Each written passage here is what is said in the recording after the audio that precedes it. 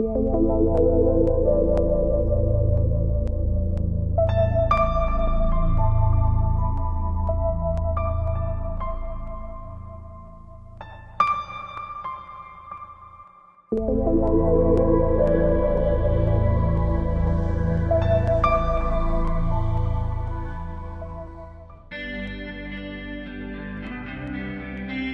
we find ourselves on the back end of a natural disaster that wrought more chaos and havoc than we've ever seen before in our lives.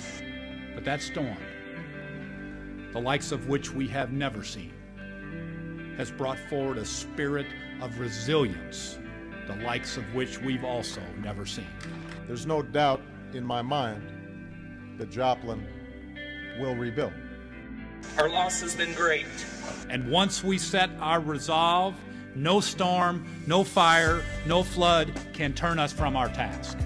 Your country will be there with you every single step of the way.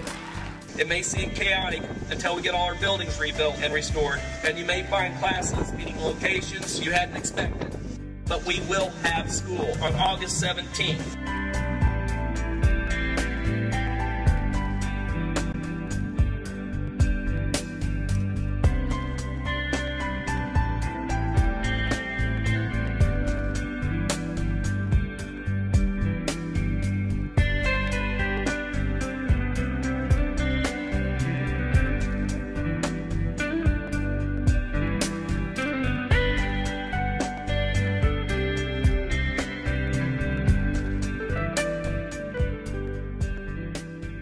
First of all, I just want to say thanks to SIS for the opportunity and privilege of being here and having the opportunity to introduce CJ to you this morning. It is indeed a real privilege and an honor to be able to do this.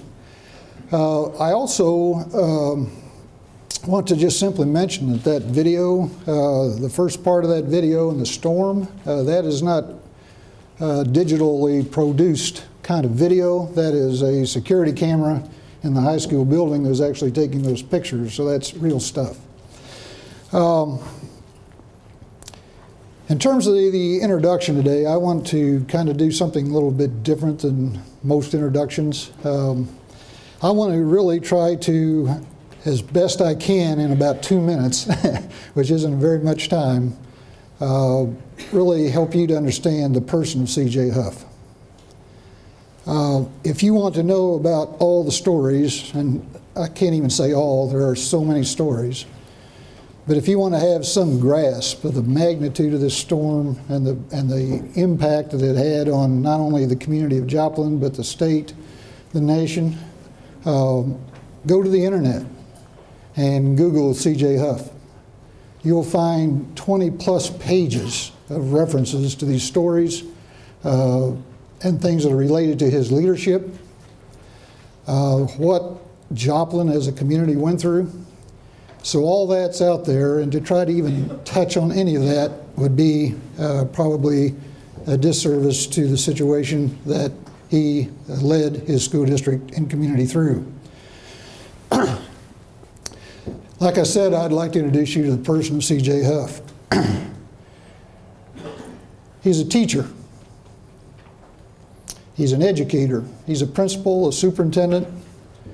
He's a father, has 3 beautiful children. He is a person who gives his life to educating young people.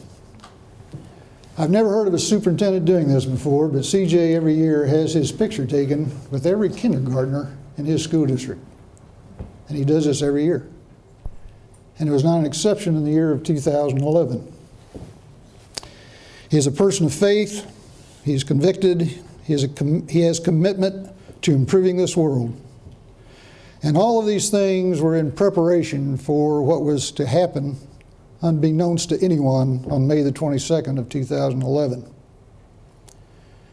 His preparation in terms of the way he lived, his values, his beliefs, is what made a tragic situation into a tremendous story of leadership.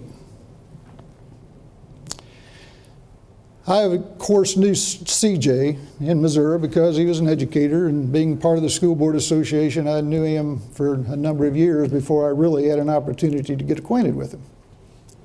And the first time CJ and I really had a conversation, a good conversation, was in 2011 in April at the National School Board Association Annual Convention. Joplin that year was being recognized by Sodexo's Magna Award, if you're familiar with that award, but it's a national award that's given out, and Joplin was the winner, national winner of that award for a program that they established in Joplin called Bright Futures. Very simplistically and overly simplistic, but just due to the urgency of time, Bright Futures is about meeting the need of every child every day, and the effort to do that was a community effort.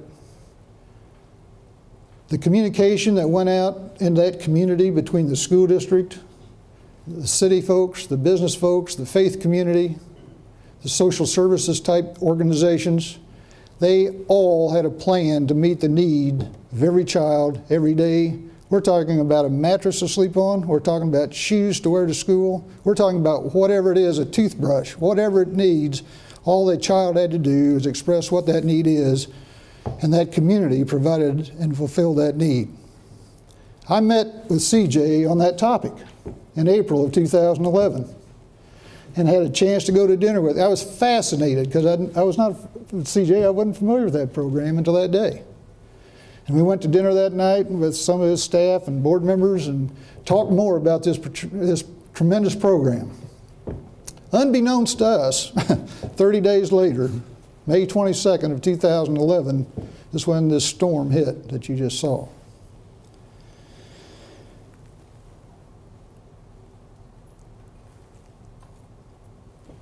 Two days, and it was in that clip, and I hope you caught it, 2 days following that storm, Dr. Huff announced to the world that we will open school on time this fall for our children. And I don't want to steal your thunder, CJ, but I flew down there. I'm a private pilot. Not that it has anything to do with the story other than the fact I was in the air coming into Joplin. To see a stretch of devastation 7 miles long and 1 mile wide right through a city, a town, is something that I will never get out of my mind. And that destruction even looked worse once you got on the ground and started driving around the city. It was so bad that the lady who was driving me around the community, who was a lifelong resident of the city of Joplin, got lost and was confused as to where she was in town. Can you imagine that? But at any rate, the thing that was so powerful was that I had an opportunity to meet with CJ that day. Now this is 4 days after this tornado hit. I didn't even know if CJ would have the opportunity to even talk to me because of all the issues that were going on in that city. And Dr. Huff, CJ, I'll never forget this, man. He talked to me like it was just another day. Honest to goodness. I mean, he was not harried. He was totally exhausted. I don't think the man slept for 4 days. Literally, I'm not kidding. He had time to entertain questions. We brought our video camera. He did an interview with us in terms of just trying to help our membership understand the devastation in Joplin. It was like all this chaos going on around. It was like he was above it, but he wasn't arrogant about it. He was so down to earth, so personal, and yet so unbelievably friendly, and made sure that our needs, I had a couple other staff people with me, videographer and so forth, but that team was looking out for our needs in that situation. I couldn't believe it. But that is leadership, and To say the least, Dr. Huff, I have the world of respect for you. He was a national finalist for Superintendent of the Year this year, one of 4 finalists. Unfortunately, they didn't ask me who ought to get that award, because I would have told them unequivocally, and that's not to take away from any of the other 3 candidates. I've just got a strong bias here, so you just have to live with my bias. But more importantly, what this demonstrates and what I want to leave you with is who you're about to hear now. Dr. C.J. Huff is a man of vision, a man of character, and he was prepared long before the storm on May 22nd. Please help me welcome to the podium Dr. C.J. Huff. It's been a while since I've seen that video, so that always takes me back a little bit, so I apologize. Let's start by telling a little bit about myself. I grew up in southeast Kansas on a farm in rural McCune, which is about 20 miles west of Pittsburgh. Probably means nothing to anybody in here, but it was a small rural community, about 500 people. And growing up, I had 2 basically career path choices. You're either an educator or a farmer in my family, so I chose farmer first, and farmed for 8 years out of high school. My grandpa, he retired from farming, he gave me that opportunity. And about 8 years into it, after dry weather, wet weather, poor crops, I mean, it was awful. Fortunately, I wasn't married and not having to support a kid, and I was living at home with my parents, so it was working out okay for me. But made a decision in about February, and I can't remember what year it was exactly, but that maybe this wasn't the life for me. And I remember having to go to talk to my dad about getting out of farming, which was a hard conversation to have because my dad, he always envisioned my brothers, I have 2 younger brothers, and I out working the fields while he sat under a shade tree drinking lemonade. That was his dream, and everything seemed to be in alignment for that dream to occur at that point in time. But I was really struggling with what I wanted to do with my life. And, you know, sitting on a tractor 6 days a week, 16, 18 hours a day, gives you a lot of time to think. And so I went to my dad one day and I said, Dad, I'm going to get out of farming. He asked me, why are you getting out of farming? I don't understand. You know, things seem to be going well. And I said, well, you know what, I'm just tired of dealing with the stress of this job and tired of having to not be able to control the weather. I remember that very specifically. I said, I can't control the weather, and I'm just frustrated with the stress of the job. So he was very supportive. I moved into education, and as was mentioned, I was an elementary teacher initially. I taught 3rd and 4th grade, then got my first assistant principalship in Bolivar, Missouri, and then spent some time in Springfield, Missouri, and Nixa, and then got my first superintendent job in Eldon, Missouri before I came to Joplin in July of 2008. This presentation I'm going to do is really 2 parts. I'm going to talk a little bit, try to frame the challenge of the Joplin tornado and some of the things we went through, but I'd like to wrap it up with some leadership lessons learned that I hope you'll find valuable as you go back and do good work for kids in your own districts. May 22nd, 2011 was a Sunday. The tornado hit at about 5:41 that afternoon, but on this Sunday we were celebrating graduation. Graduation started at 3 o'clock in the afternoon and ended promptly at 5 o'clock. And at 5 o'clock, I walked out of the auditorium at Missouri Southern State University where graduation ceremonies had been held to the sound of tornado sirens. And it was 5:17 at that time because I know that because my wife called me. I looked at my cell phone, it was 5:17. She said, hey, there's a tornado that's been spotted around Carl Junction, Missouri, which is north of Joplin. And so instead of seeking shelter, I did what I shouldn't say any, most probably guys in particular do, that when they hear there's a tornado, first you look to see where it's at and try to spot it, and then second, instead of going to seek shelter, I hopped in my car because I figured the tornado's north of me. If I head south, I'll be fine. My home was south of town, and so I started making the drive home. Made the drive home, and about the time I hit Freeman Hospital, the radio still wasn't talking about a tornado in Joplin. It was talking about high winds coming in on the west side of town, entering Joplin, and they were also talking about hail, golf ball size hail, and heavy rains, and talked specifically about that happening at Freeman Hospital. Well, it wasn't. I was there, and I thought maybe they're just getting some bad weather reports. And about the time I got to Schifferdecker Road, which is about a half mile from our subdivision, I could see ahead of me what I assumed was the strong straight line winds and the rain. and got closer and closer to my subdivision, and then I hit that wall of water, and sure enough, it was heavy rains, heavy winds, and about the time I got to my subdivision to turn in, I realized I was in trouble. The wind had shifted directions and was coming out of the east in excess of, I'd say, 120 miles an hour plus, and trees were breaking off around me. You know, I was in a school vehicle, so I floored it, and those of you that drive a school vehicle know that not much happens when you floor a school vehicle. They don't. I put in a request for a Mustang, and that hasn't happened yet. That's been 2 years. But started making my way back home, and my house was about a quarter mile off this main road. The wind switched directions again, and now the wind was coming out of the west. I couldn't tell you how fast it was blowing because the debris was so heavy at that point that I couldn't see to drive. And if you've been in a heavy rainstorm before, you know how the windshield wipers, and you hunker down behind the steering wheel and you see that little gap that you hope that, well, I was driving about 60 miles an hour through my subdivision praying that I didn't run into anybody, but I knew it was out there, I just didn't know where. And the bad feeling was, I didn't know if I was driving away from it or driving into it. Couldn't see it. So I got to my house, turned right into our driveway, got up to the garage doors, hit the garage door button, nothing happened, the power was out, and I could hear it at this point. I knew it was out there somewhere, and so I start processing all these things. Okay, what do I do now? What do I do now? Well, what do they tell you? You know, I'm in my vehicle, and they always tell you the worst place in the world to be in a tornado is in your car.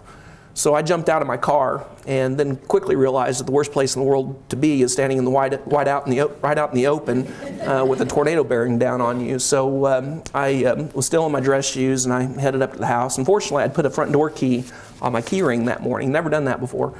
And I ran up the door and opened the door and ran inside. And of course, my feet were slick and wet and I hit the floor immediately. Jumped up and ran downstairs. I was calling for my wife. My kids were fortunately at my in-laws' house in Pittsburgh, Kansas with Grandma, so they were fine. But my wife was home, and so I, you know, of course, everything's dark, and I'm running down the stairwell, and my wife, she'd been vacuuming the stairs prior to the power outage, and she left the vacuum on about step 7. And so I hit that and rolled to the basement floor and jumped up again and finally caught up with her in the back of the house. We sat there in the duck and cover position, and fortunately our house wasn't hit. But I remember my dad, the storm allegedly hit about 5:41. My dad texted me at 6:10 and said, "Are you guys okay?" And I said, "It still sounds like it's right on top of us." It was a very slow-moving EF5 tornado, as Carter said, 6.5, 7 miles through town, cut a swath about a mile wide.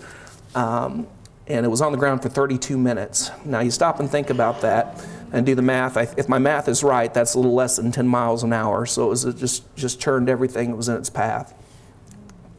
When we finally got out of our duck and cover position, you know, I had no idea how big the storm was. I'd heard there was a tornado. I got a text message that they thought the high school had some damage. But you know, tornadoes kind of, you know, we're in Tornado Alley, and they hop and skip and jump around, and we had no real good sense of what the extent of the damage was. Tried to get out the subdivision the way I came. There was too much debris, so I had to turn around and go back. It took about 45 minutes to get to this particular location, which is only about a quarter mile from my house, because at this point, emergency vehicles, sightseers, family members, and others were pouring into Joplin, and you just couldn't get around. But this was my first visual debris field. This is Mercy Hospital that took a direct hit. And I remember turning to my wife at that point. That was the first visual I had. That I remember telling her that we lost hundreds, if not thousands, of people in this storm. There's just no way anybody could have survived this. And this is the devastated area, looking from St. John's Mercy Hospital to the west. Every one of those red X's, it's not all inclusive, but every one of those red X's represent a school facility of some kind. From left to right, Emerson Elementary School, Old South Middle School, the Center for Autism, it's not one of our facilities, but a child-serving organization. Joplin High School, Franklin Technical Center, St. Mary's Private Catholic School, elementary school, and then to your far right, Serving Elementary that you saw a picture of earlier that was completely destroyed as well. Made my way to 22nd in Connecticut, came to the realization that I wasn't going to be helping my neighbors clean up their yards. I was going to have to put my superintendent hat back on again. I got to this location, and I don't remember if I took this photo or my wife, but this was within an hour of the storm. And believe it or not, this is on the outer edges of the debris field. This is the kind of devastation that we had here, and we couldn't go any further because the debris was too heavy on the roads. And so I got out and told my wife to go home and get her stuff and go to my in-laws, and that I'd probably be a while before I got a chance to see her again. But started making my way to my office, which was about 7 blocks from this location, and saw my first fatality at about 20th in Connecticut, and then came up on my offices, which is at this location. My offices have been hit too, which would have served as our central command center. All our servers and everything were in the basement of that facility. It doesn't look like a lot of damage. There's about $600,000 worth of damage here, mostly roof, blew out all the windows, and the rain was pouring in on top of our servers. And so we had another immediate challenge is we had to make payroll the next day, and that was going to be problematic for us, but we did it. So that was celebration number 1. From that point, I made my way to the Emergency Command Center, where I spent the night, and at the Emergency Command Center, tried to round up my team, not knowing how many of them had been impacted. Fortunately, none of my immediate team members' homes were impacted, although several of them had family members missing. And were missing for not just a little while, but we're talking for days before they were able to locate them. And that was a real challenge and real gut-wrenching. This is right behind Irving Elementary School. You can see the playground to the right of the screen. Just give you a sense of the power. This is a piece of lumber that's been shoved through a concrete curb.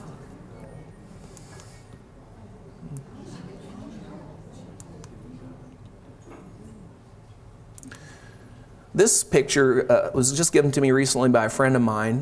Where he is standing is where he was laying down when the storm passed, and that car that you see in the picture was on the other side of his house when he went into shelter, and he was laying in this hallway holding on to the carpet with he and his family.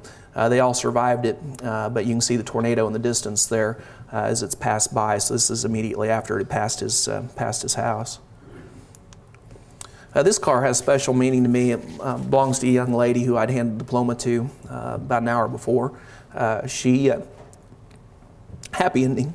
She was picked up in this little Mitsubishi Eclipse convertible with her and a friend. She was still wearing her cap and gown, and the tornado picked her up and carried her 50 yards into Cunningham Park, and she walked away from that with cuts and scrapes. Tell me how, I don't know. Lots of miracles in Joplin, that was one of them.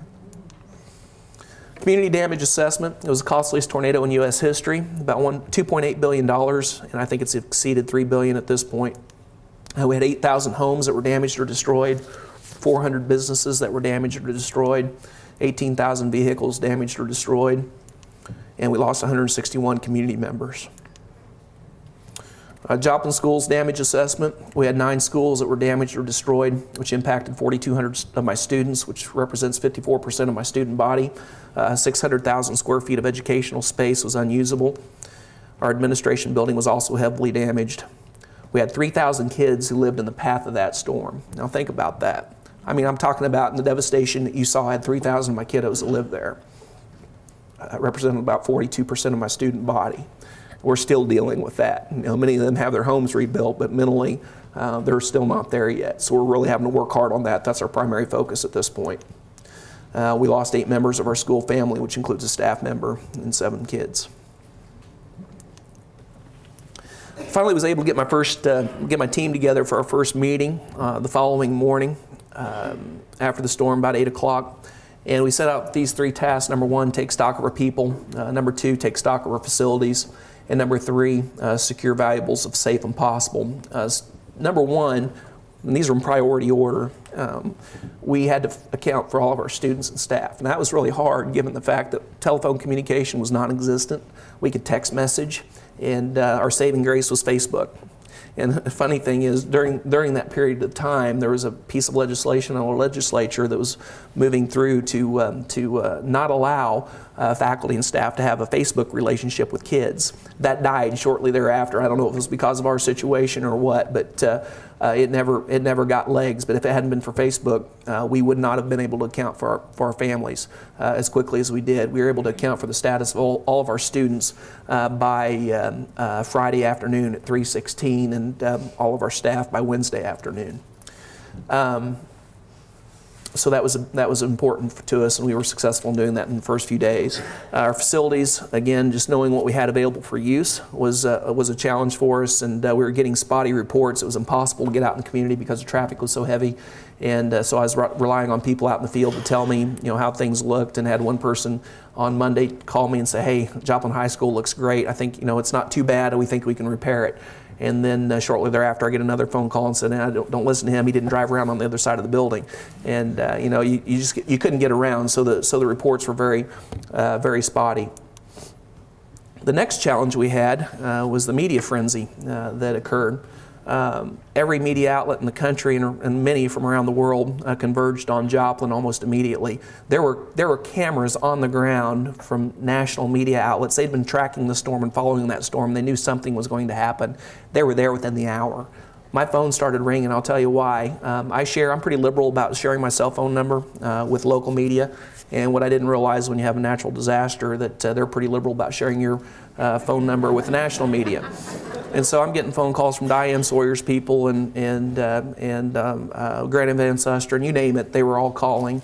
They all had my phone number and trying to set that up. So this is a picture of me doing my first national television interview with Greta Van Susteren. And at some point in time during that interview, she asked me a question. Something to the fact that, what are you going to do now? That's not exactly it, but it was something like that. And I thought, well, this is the time to make some bold statement. So I made the statement that, Joplin's a great place to live and work, and we're about to show the rest of the world what we're made of. Like any good son should do, and I didn't. I should have called my parents to let them know I was going to be on national TV, and I hadn't done that. And so shortly thereafter, I get a text message from my dad. It says, "Saw you on Fox. We were so proud of you. Now show them what you can really do." Well, it was about that time I realized I had a serious problem. So my dad evidently thought I had a plan. And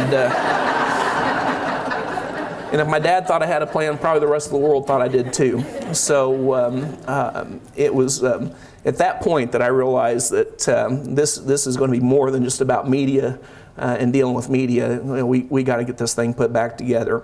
And the initial plan that we put together that morning was just a starting point. We really had no clue as to what we were going to do next, but we knew we needed to do something. So the next day, or that night actually, I was at this point holed up at North Middle School in the counselor's office. I pulled a nurse's cot in there, and those things don't sleep very well, by the way. In fact, I didn't sleep at all. But as now we're talking the early morning hours of Tuesday morning, and I was just, you feel the weight of the world on your shoulders. And this quote by Arthur Golden, I think, is very relevant here. "Adversity is like a strong wind. It tears away from us all but the things that cannot be torn, so that we see ourselves as we really are." And I spent a lot of time that night reflecting on what was next. And I'm a pretty emotional guy, and you'll see that probably several times today, and I apologize for that. But I have to admit, I had a pretty good cry that evening. I was really worried about my kiddos. It was all, as parents, grandparents, aunts, uncles, we've all been in a situation where we've probably had that kid that got away from us. My daughter's fast, and we're in Walmart, it's a nightmare. But you lose sight of them, and you wonder where they're at. Well, at that point in time, I had 7,747 kids that I was responsible for.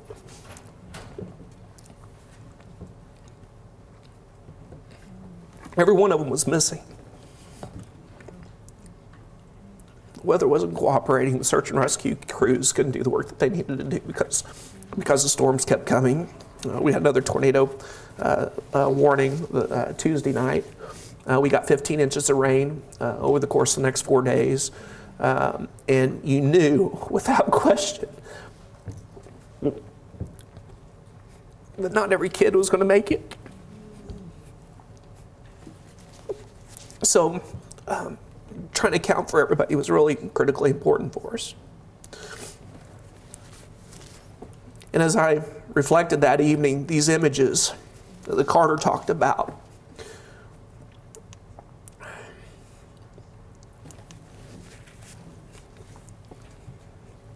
it became pretty evident that the school district had a pretty important role in this disaster. So with that evening, you know, this was really a bad feeling, because when you're a superintendent of schools, you have vision. You know where you want to go. You got a plan. You're working the plan. You're funding the plan. You're making things happen. You're evaluating the plan. I now no longer had a plan that was workable. Everything that we had in vision was no longer a possibility, and we had to figure out what the new vision was going to be for our school district, and we hadn't even had a chance to take a breath and figure out what that was going to be yet.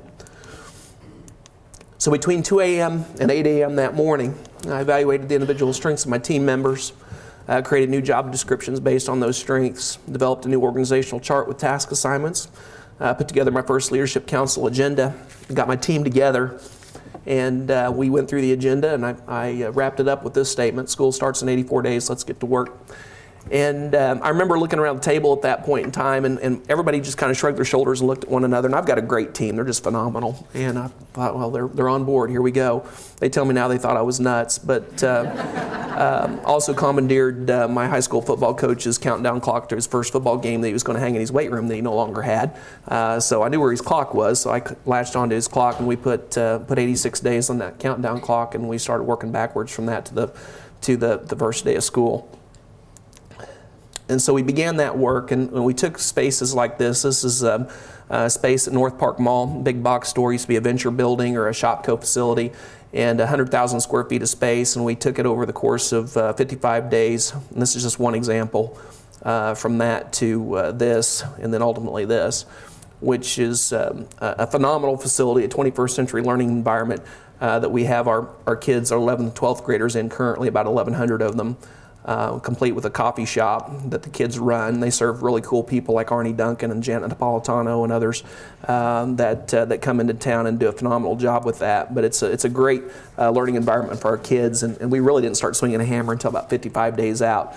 And one of the cool things about this facility is it just recently won the international, it's called the, I can't believe I can't remember the name of it now. It's the International Design Award, kind of the holy grail for school designers. And we had about $55 a square foot in that facility, so we were pretty proud of that. But beyond construction, more importantly, we took care of our kids, our staff, and our community.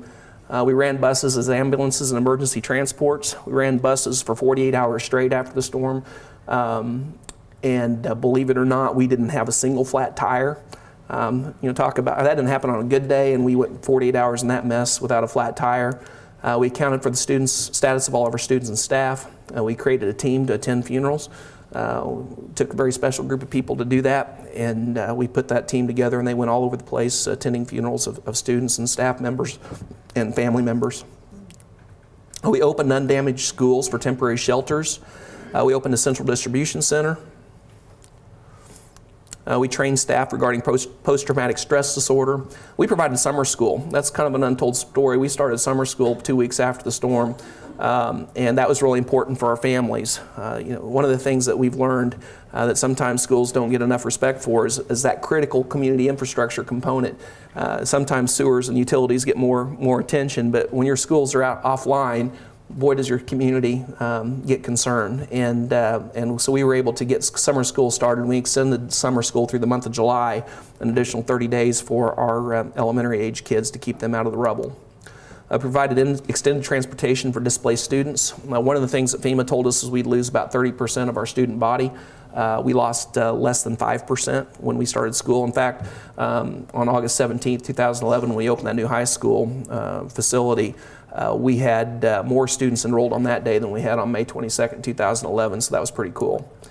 We provided insurance consultation for impacted employees and provided care substitutes for impacted employees. You can't do your job if you're having to deal with contractors and others, and they needed that time, and so we'd give them 2 or 3 hours here and there so that they could go take care of their own personal issues.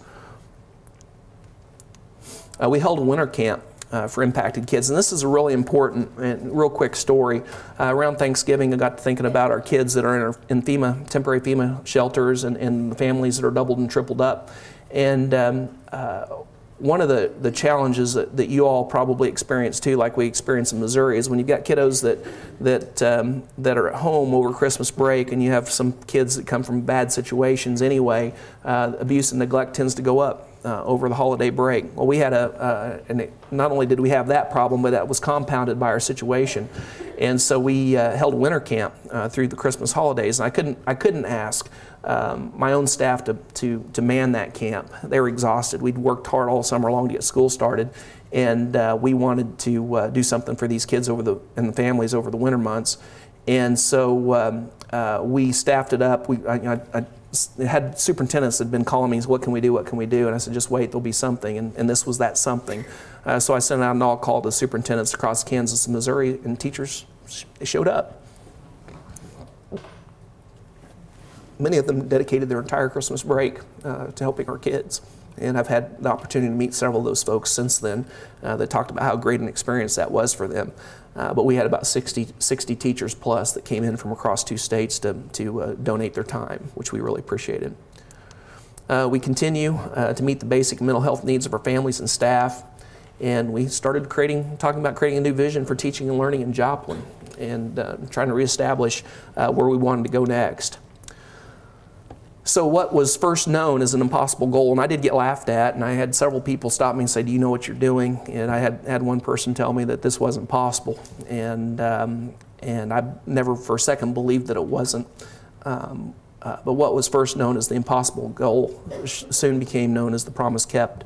And that promise was kept on August 17th, 2011. We opened schools on time.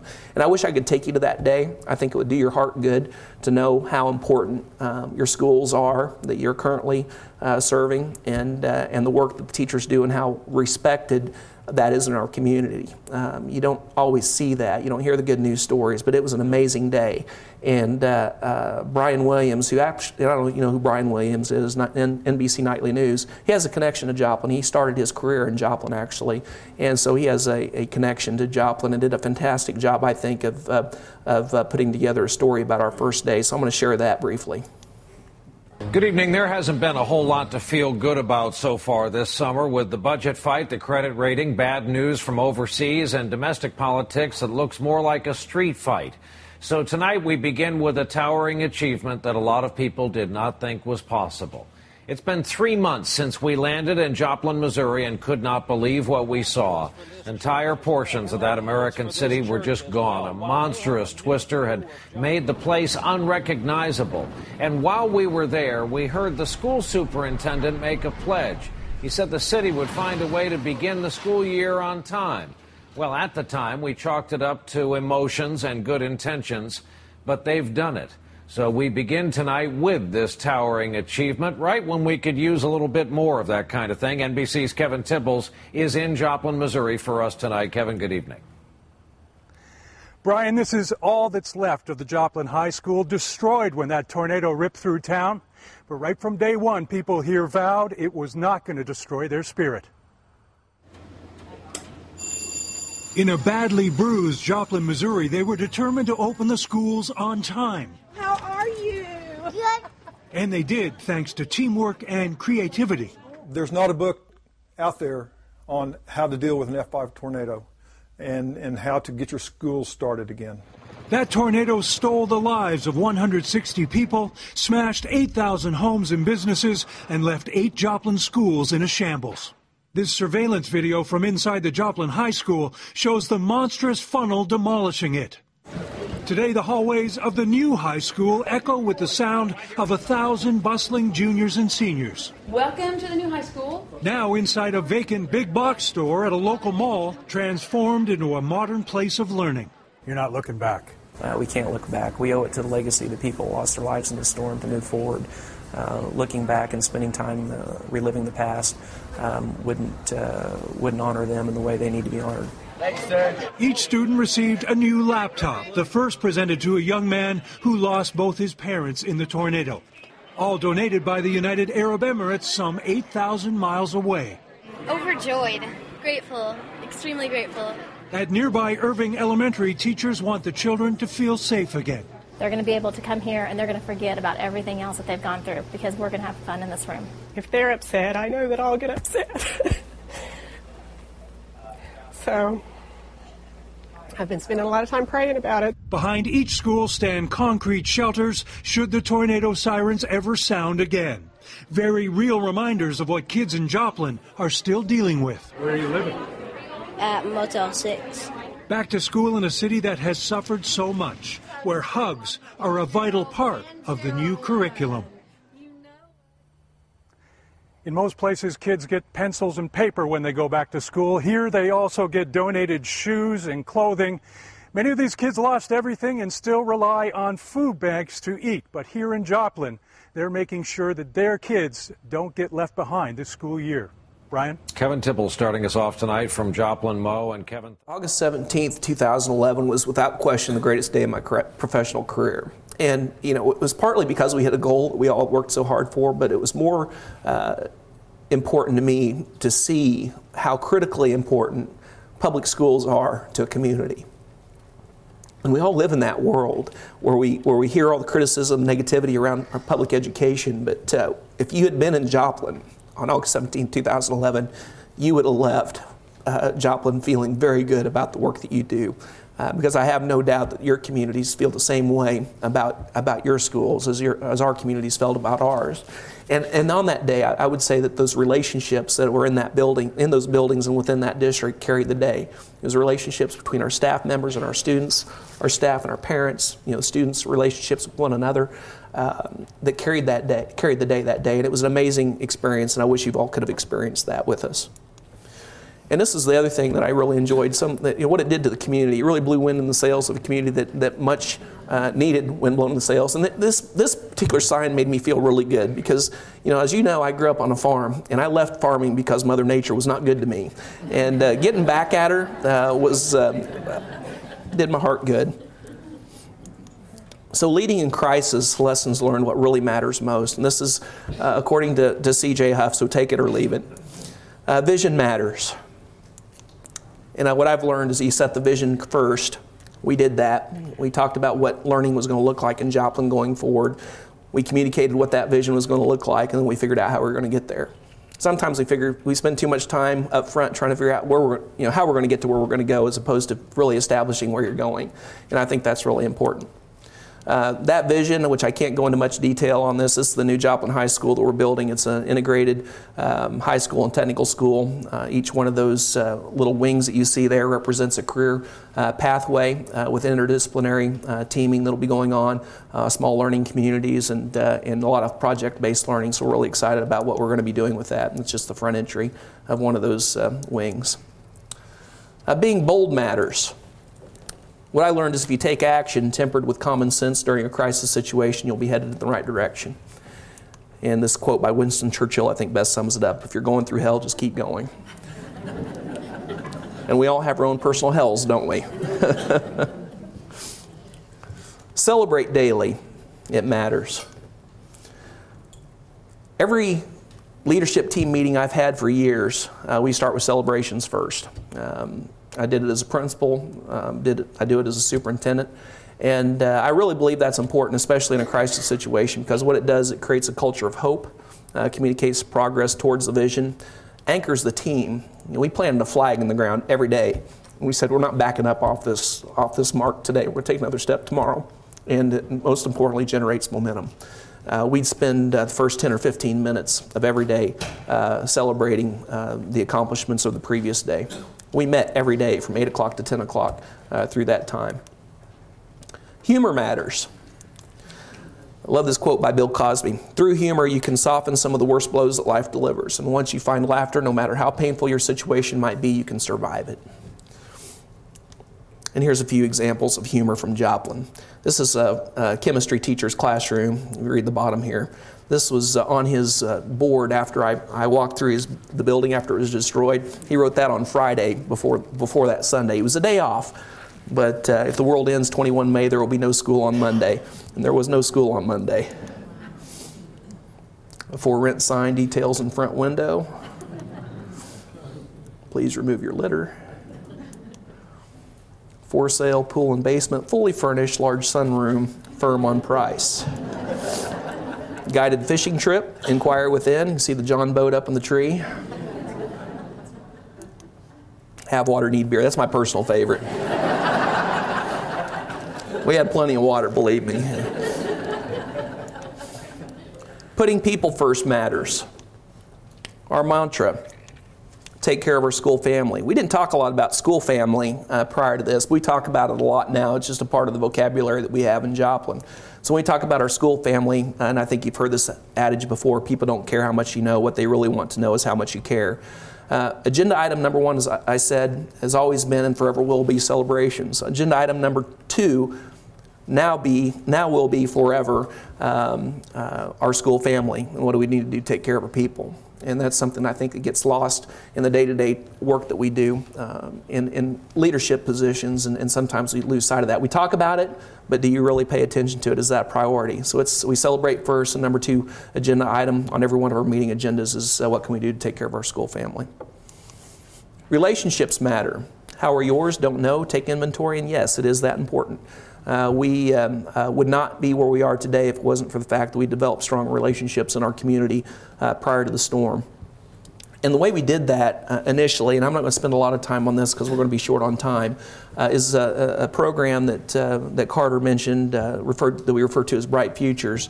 And one of the things that I believe wholeheartedly, and if anybody, has anyone seen this before? Okay, Maslow's hierarchy of needs. When I talk to legislators about student achievement and lackluster performance of some of our students, I think when I talk to them, I talk about our common ground being this idea that we all want kids to self-actualize. We want kids to perform at high levels. If we could get them there today, we would have them there today. The challenge we've got is that there's a disconnect, and I think our legislators sometimes don't get that, is that we have so many kids that aren't getting their basic needs met that they have other concerns. I will tell you, and I mean this honestly, if I don't have my Starbucks every day, I am not functional. I'm not as effective. I'm just not. If I don't get a good night's sleep, I'm not effective. I'm just not. Kids are the same way. And for us as adults to think that our children perform at a higher level, or should be expected to perform at a higher level when their basic needs aren't being met, they need to get their heads examined. Look at themselves.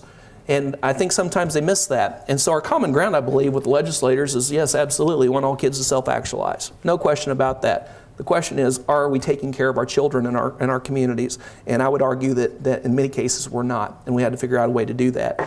The way that we're doing that in Joplin is we've created this program. This is the framework that we call Bright Futures, and we talk about tapping into the time, talent, and treasure of our community. And this is an hour presentation in and of itself, so I'm going to run through it relatively quickly.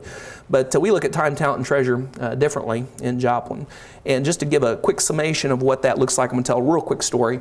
At Emerson Elementary School, it's one of the schools that was hit in Joplin by the storm. But prior to the storm, I went over to Emerson Elementary School for an assembly. Community Foundation of the Ozarks was getting ready to do a donation to our snack pack program for food insecure children.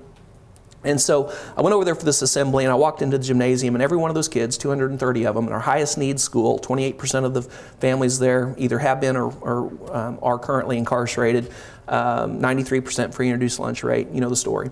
And every one of them were sitting on the floor, facing the front, behaving themselves. And the thing that was really unique was that every one of those kids had a hand-knitted stocking cap on their head. Some of them had scarves, some of them had hand-knitted gloves.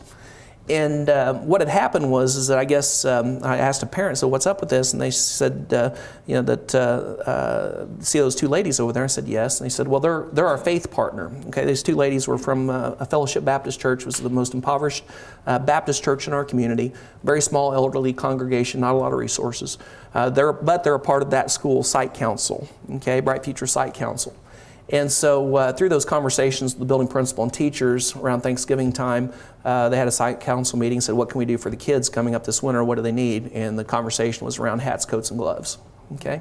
So those two ladies took it upon themselves, by themselves, to tap into their time, talent, and treasure. They had the time.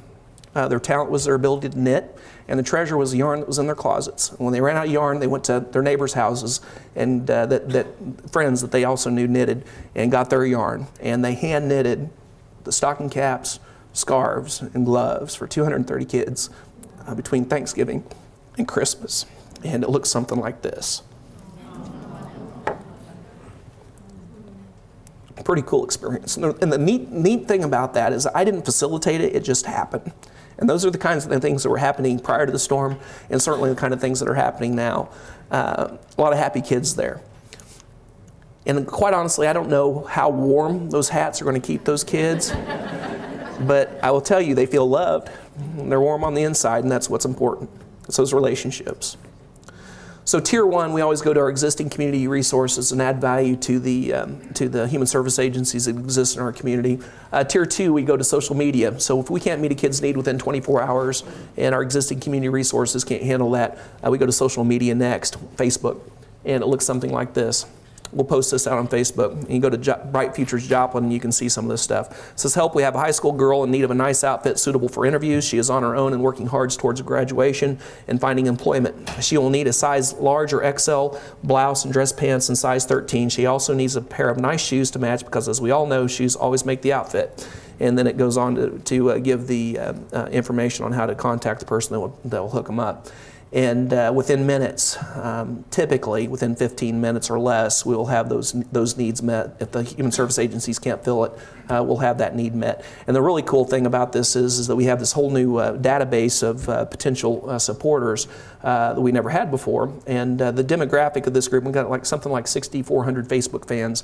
Demographic is typically females between the ages of 28 and 42, so your basic soccer moms, and they're highly competitive, and they want to help. And so when we put something out there, they're fighting over to see who gets to help these kids. And so what we ended up happening was they'd start calling into our office and say, hey, don't post it next time, just call me, because I can never win on Facebook. So it's become kind of a contest. And then lastly, we have a high needs fund that we refer to as the Eagle Angel Fund. We typically get into that for homeless type situations when we have a high school homeless kid that needs some gap funding, for example, if their power is about to get shut off, or they're about to get kicked out of an apartment they're in, and maybe they're in an abysmal situation at home, and so they've moved out on their own. And we try to provide some gap funding to them so that they can get hooked up with appropriate social service agencies in the community, because sometimes there's an application process, and we just got to fill the gap so that they can get there.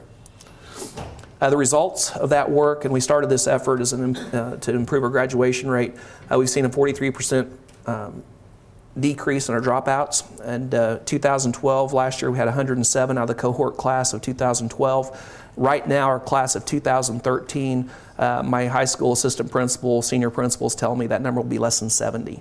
So I'm really excited about the numbers we're seeing. Moving in the right direction.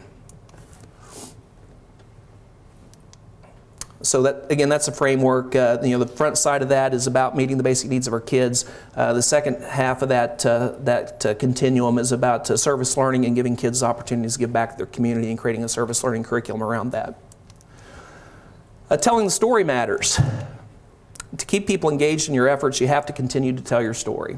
And we all have stories to tell. And I think one of the travesties in public education today is that we don't often tell the stories as the way that it needs to be told. So this is what we see on the headlines instead. Look familiar? Okay. And then my all-time favorite, Bob Kingsbury. He's a New Hampshire legislator that explains his remarks on the Huffington Post linking kindergarten to higher crime. This stuff it gets in the paper. It makes national news. The sources I have is I went to the Department of Education and got a list of kindergartens, and I went to the Safety Department and got the crime report. It said in general the towns with a kindergarten have 400% more crime than other towns in the same county. In every county, the towns and cities with kindergarten had more crime. Okay? This is the real deal. He was trying to pass legislation to get kindergarten eliminated from his public schools in his state of New Hampshire. And this was his conclusion from all that. We're taking the children away from their mothers too soon. That's the rationale. And this is how we combat that. We put out press releases that look like this.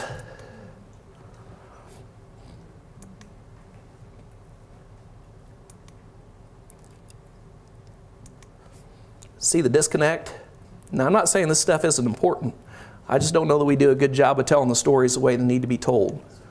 And I believe there are two types of stories. It's what our public wants to hear. They want to hear about the Hoagie fundraiser. Grandmas and grandpas want to see their kids' pictures, grandkids' pictures in the paper. That's important stuff, and we've got to continue to do that. But there's another story that has to be told. It's about what our public needs to hear. And I think that that one of the challenges that we have in public education is doing a better job of that. And you know, I liken it to this, and I think one of the reasons we don't share our story the way it needs to be told, and this is hypothetical, is that we as educators, we own every kid that comes in our doors like they're our very own. And some of our kids come from abysmal situations, and because we think of them as our kid, it's almost like we're afraid to air our dirty laundry to our community. Our communities need to know what we're seeing. They need to know that our children aren't being taken care of, and we've got to do a better job of telling that story than we have in the past, and making that point clear. Because I don't think that public perception is ever going to change until we change the perception of our public, and that takes that takes a concerted effort on the part of everybody to do that. They need to hear the story of our kids, and I think it's also important to remember that that you've got some great characters, some great actors in your schools too. It doesn't always have to be the superintendent of the schools or the public relations person. We've got some great actors in our schools, and I'm going to let a few of them tell their story. And this is one way we've shared our story across the country. Our story is about people. Our story is about resiliency. Our story is about determination. Our story is about hope. This is our story. The kids have had to overcome a lot of things. They just sounds and smells and everything takes them back to that memory of that day.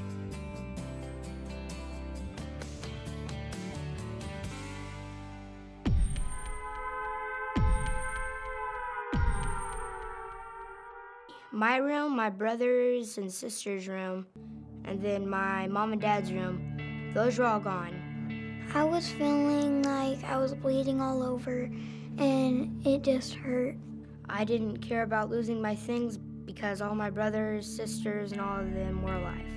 Our students, basically, or the majority of them, have lost everything during the tornado. My mom said that we'll never get close to normal ever again. We've been working with the kids since 2 weeks after the tornado, and it's still fresh to them, absolutely, but from the beginning, we were just working on getting them to laugh again.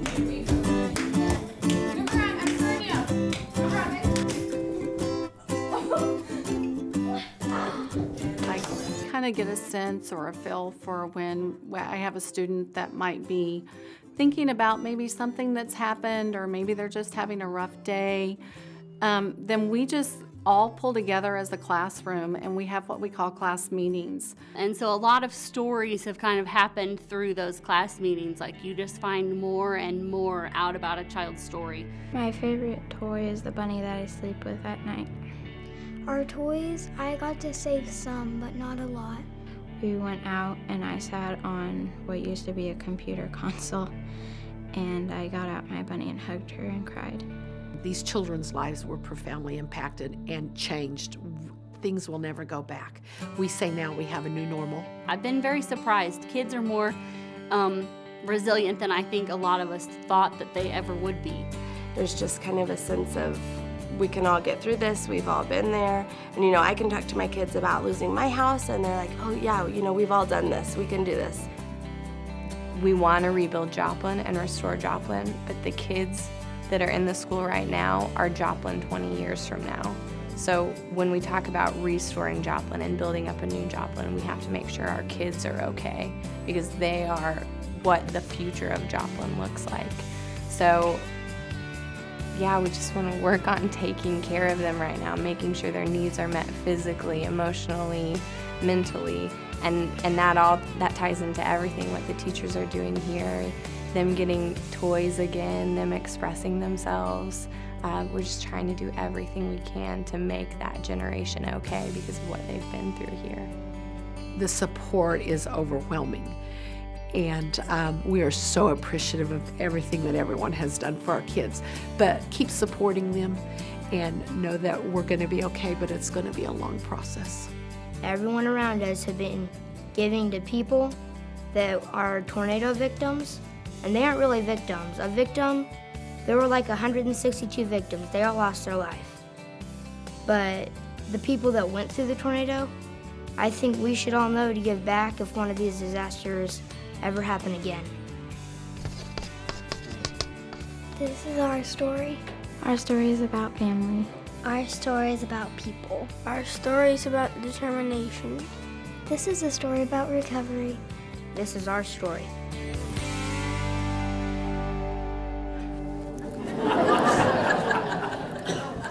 Got some great kids. Got some great kids. So I'll just leave you with that thought related to storytelling. It's important to tell that story and think of creative ways to do that. Your communities need to hear, and the world needs to hear how great our educators are in this country. And there isn't a single one of you in this room that wouldn't have done anything different than what we did in Joplin. And I'm always just very proud to be a part of this great system and proud to call myself an educator. Last lesson, and this will just take a minute. Saying thank you matters. We spent a lot of time after the storm not only receiving, but we felt very strongly we needed to say thank you. We put together a thank you campaign almost immediately, and any donation that came in, whether it was a quarter or $1 million, we sent thank you cards to those folks. And we had a system handwritten, no less, and we're talking thousands of those. And we put together a campaign to do that, and we accomplished that. But the reason I feel like that was important, and this goes back to something I've long held, and this is a quote by Max Dupree that I've been carrying with me for about 15 years or better. It's the first leadership book I ever read. It's a book called Leadership is an Art, great read. It says the first responsibility of a leader is to define reality, and I think we did that very, very well in Joplin immediately after the storm. But the last responsibility, and I truly believe this, is to say thank you. And so I'd just like to take this opportunity to say thank you to all of you, not only for allowing me to be here today, but for the thoughts and the prayers and the support that's come our way over the last 2 years. We've still got a long ways to go, but we would not be where we are today without the contributions and support of people from across the country and around the world, and certainly the educators in this state and other states from across this nation have been good to us. So on behalf of a very grateful Joplin schools and Joplin community, thank you so much for everything that you've done, and God bless each of you, and appreciate the opportunity to be here today. Thank you.